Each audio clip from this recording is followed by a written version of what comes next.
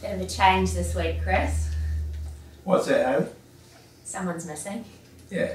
And why is he missing? No winners Saturday. That's right. That's what happens. If you don't measure up, you get moved on or you get placed on the sideline, which is where Liam Pryor is. He's taken the advantage of it to go to England, however, and a bit of news through the week. Big news. He's engaged. He and Alicia, well done. Righto, Haylie, let's get straight into it. What have we got? Let's fire through these. Okay, big day at Rosehill on Saturday. Start with the 1400 metre race. Race 1, Haylie. Going good. He's won 2 out of 3 this prep. Big weight to carry, but we've claimed 3 kilos with Winona Costin. She's a good rider. Biggest problem with apprentices is them being under pressure and overawed by the occasion. Winona's been riding quite a bit for Gabe and riding at most Saturday Sydney meetings, so that's good. She'll be used to the pressure and should do a good job, and barrier 3 makes it that little bit easier. Perfect. And also in the race, Idyllic Scenery with Ty on board. Yeah, he's first up over 1400. It's going to be a tough ask, especially on a heavy track. We've had a lot of rain in Sydney over the past couple of weeks, but yeah, to the curator's credit, the Rosehill track's in really good shape, albeit in treacherous conditions. So if we get a couple of fine days, you'll see it on the better side of heavy, I'm pretty sure, but at this stage it's a heavy 10, so it'll make it a tough run for a lot of horses, especially first starters or first up runners like Idyllic Scenery. But he's come back well from his winter break, and the distance will suit if his fitness levels carry him through. Race 2 over 2,000 metres for the fillies and mares. First in this race we've got Made to Order. Run a much better race last start after being a bit flat second up. That 1900 metre distance will just harden her up and have a cherry ripe for Saturday. Big weight to carry, again, Winona Costin rides, claims 3. She's over Faye running today? She's running today at Warwick Farm, and if she's a naughty girl and doesn't run up to her best, she might go around Saturday. If anything, might just take the edge off her. Distance will be fine. We've been looking forward to getting her up over 2,000 metres, and just with the run on today, Wednesday, might just take the edge off her, and don't be afraid to, or don't be surprised if you see her going around and see her running well. And then finally in this race, Scarletini. Much better run last start, Haylie. Only went down by a small margin to the stablemate, which was Forever Crazy. Good tough run, she'll be better thanks to having that run over 1900 in a wet track form, although I don't think she's run on a heavy track. I think the slow track form's pretty good, so pretty well represented there. Speaking of Forever Crazy, she's stepping up to the 2,400 metres in race 3. Yeah, she's built like a sprinter miler, yet she's running very well over a mile, and 1900 metres was the distance she won over last start. So big step up in distance, but I've really struggled to find the right race for her. So this is the best I could find, and if she did win on Saturday, it would open up quite a few windows for her. So just up against the boys, Pentometer. Yeah, with a big weight, 59.5. Got a good barrier 7, tie in and a ride. Will ride.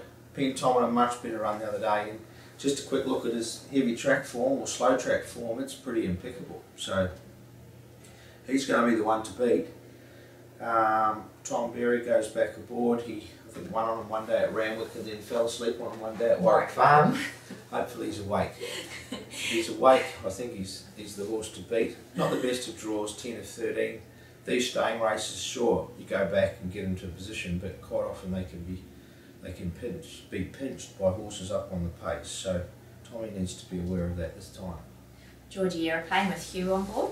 Yeah, he's got good form his last 3 runs, and probably a little example of falling asleep last start. He was just a bit too far back. Saigon T beat him, and yeah, he finished off pretty well. But had he been a little bit closer when they sprinted, he might have fought out the finish. But that's racing. You can't all be in the perfect spot. Just the jockeys get the blame for it most of the time, unfortunately. Tough life. Plenty special rounding off that field for us. Yeah, another one for Winona Costin. She's got 3 rides for us on Saturday. This one's the complete opposite end of the spectrum. He's down on the minimum weight of 54 with the claim 51. So he'll hardly know he's got a rider on, and and hopefully he can sprint at the end of the 2400 metre journey. He's coming off the back of a good last start win, Haylie. Horses like this, when they get in winning form, they can often maintain it. Perfect. Race 4 over 1100, also race. She's a concern on the wet track. She has run second on the slow track in the past, but that was a little lesser grade and not with 59 kilos from memory. So also nominated her for the trials on Monday. If she didn't, if the track didn't dry out, I wouldn't run. I wouldn't waste a run. She's come up well. A little bit disappointed with the first up run, but even then, the track was a little bit shifty, albeit I think a dead 4 track.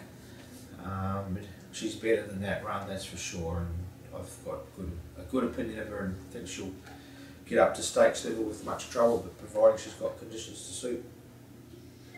5 in race 5 over 1500 metres. First of them is Lucky Chappie. Much better race last start. He only finished 6th, but he made up good ground in a day that, well, in a race that was suited to front runners. They went very slow over the 1400 metre journey. If there's a bit of pace in this, he'll get into a good spot, and on a heavy track, barrier 11 might be a bad draw. So he's a smoky. He could certainly get home strong. Oglestein travels back up from Melbourne, I think, tonight. Yeah, him and Rugged Cross make the journey back, and it's just slipping back into their home environment, really. They spend the majority of their life here in Sydney, but have been in Melbourne probably the last month or so. Everything in Melbourne is done exactly the same as Sydney. The lights go on at the same time, same routine, before they work, during work, after work. Same things happen all the way through the afternoon, Sunday, pre-race, post-race, everything's the same. So they should fit in really well. And we've brought them back for wet tracks and also the right race, and that's what Oglestein and Rugged Cross are in. They're in the right races for them, and they'll switch around, can often stimulate them even, and they're both drawn well in 4 and 5. Tyaina rides Oglestein and Tom Berry rides Rugged Cross. Rugged Cross's heavy track form is 1 from 1. Slow track form, I think he's won a couple, and Oglestein wouldn't be much worse. Yeah, pretty good. Tougher than ever. Eva was much more impressive last start. Yeah, much better on a slow track. Narrowly beaten in the Hawkesbury Cup. It was pleasing to see, because he's certainly got the ability. Group 1 winner, this horse. Probably headed for the Stallion Barn soon. So barrier 3, Tim Clark rides again, should be competitive in a race that looks like we've got a pretty strong hand. One more to come. Yeah, sure. Beyond Thankful was also pretty good first up, wasn't it? Very good. We ran him over 1200 metres just to give him a good pipe opener. Hit the line well, and he's only beaten a couple of lengths, which is, as you can see, sometimes you put these stayers in these races and they can win them. So it's a good lead up to this race. Still short of his best, but over 1500. Gee, I think he'll run a good race. Had a quick look at his form. He's got some wet track form overseas, and his first Australian start. Well, not might have been his first Australian start, but his win at Warwick Farm over a mile one day was on a heavy track. So we've got some wet trackers here. Hard to split them, isn't it? The run to the Rose, we've got 3 nice boys in there, starting off with Brazen Bow. Yeah, obviously did a great job last preparation, went down narrowly in a Group 1, should have won a Group 2, and he did win a group race up there, might have even been a Group 2. Champagne. Barrier 3, perfect, until the rain came. Maybe it's not such a good draw, and he does need a pretty good surface. So it's a hard one. It's 2 weeks out from the Golden Rose, and that's the race he's been set for. Do we scratch him and miss the run up, or the lead up to the Golden Rose, and miss the Golden Rose, or do we run him on an unsuitable track? That's the question we'll have to answer in the next 48 hours or so. But he's come up well, and yeah, he should be in for a good prep, providing he gets conditions to suit. Law was fantastic last start, resuming for the start there at Redstein. Yeah, great group of owners, as we've come to learn from the star team. They were over the moon and very excited with his first up run, as we were. And yeah, same again, barrier 1, he won't be throwing it away in the Golden Rose, but this week he's probably no use to us, especially with this horse. He's had 2 goes on a slow and heavy track for 2 misses. So it's a concern. Same again, do we miss the start or do we run him next week? At this stage he'll be running and hoping that he does handle it, and hoping we get some fine weather over the next 48 hours. And I think there's a good chance of that. I think this track could get back on the heavy side, the good side of heavy, so say a heavy 8. If that was the case, most horses should get a bit of footing and shouldn't affect them too much. Sniper Fire also headed to the Golden Rose. He is, yeah, he did a great job in the winter months, winning winning twice impressively on the Saturday races, yeah. By High Chaparral, you don't expect an improvement at 3. First up, needs to run, barrier 9. Ty England aboard. Jimmy Cassidy did a great job with him, but he's still on holiday, Jimmy. But apparently back next Saturday. I think he'll be back to ride Hawkesbury and the Chelmsford, among others. So that'll be good to have Jimmy back. But this horse as well, just had the 1 trial from memory. The weather conditions have made it hard to trial horses of late. And he trialled on on a pretty shifty track at Warwick Farm one day. Didn't trial that well, but I could look beyond that. I think he's going right, and if his work's anything to go by. Cool, okay, the Premier's Cup over 1800 metres. Who shot the barman? Yeah, barrier 5. Had a quick look at his form. He's won at Trentham on a wet track twice. Doesn't get any wetter. Doesn't get any wetter than that. So he can obviously get through it. The horse as well, he's had the benefit of that first up run and starting to get over a more suitable trip. He'll be ridden by Ty England. No, Josh Parr. Josh Parr will ride who shot the barman. Good barrier, we'll use it, have a midfield and see how he finishes off. He's working well. Opinion for Haylie? Loves the wet. I think he won on a pretty slow track one day at Rosehill, when obviously the Sydney Cup was on a slow to heavy track as well.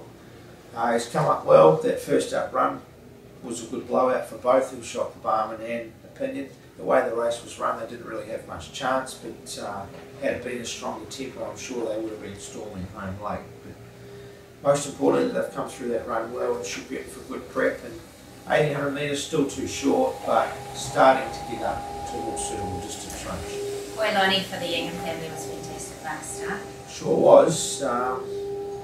Good barrier, barrier 4.